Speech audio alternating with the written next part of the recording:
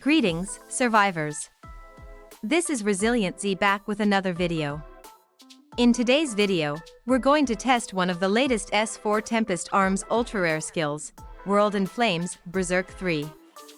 We'll compare it against Mark of Divinity, Control 3, and S2 Ultra-Rare Tempest Arm skill. Since one skill is designed for a Berserk setup while the other is intended for a control setup, we'll be using a ResilientZ setup for both tests to keep the comparison as fair as possible.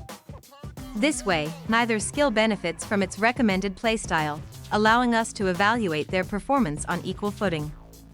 Before we jump into the testing, also keep an eye on the additional stats of both Tempest Arms, as they aren't exactly the same. Without further ado, let's dive right in. First up, here's the first battle report where our Kavya is equipped with the Tempest Arm featuring Mark of Divinity, Control 3. In this battle, we lost, and the opponent walked away with 128,937 surviving troops.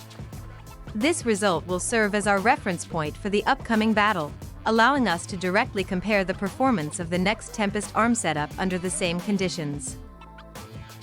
Moving on, here's the next battle report where our Kavya is now equipped with the Tempest Arm featuring World in Flames, Berserk III, the ultra-rare S4 skill.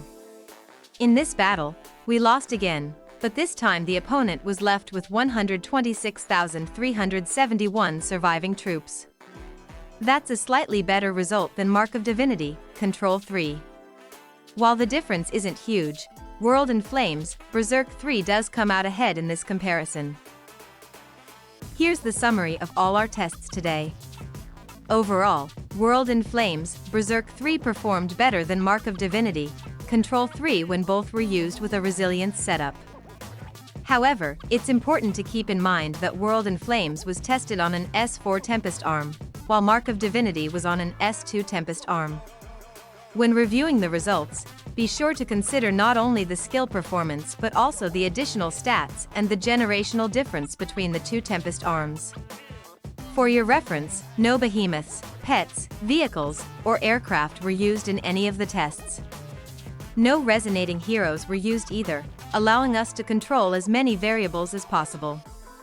All tests were conducted on PTR camps against the same opponent to ensure the comparison was as fair and accurate as possible.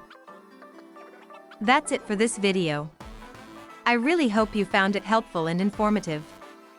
If you enjoyed the content, please leave a like, share the video with your allies, and subscribe to the channel for more state of survival testing and guides.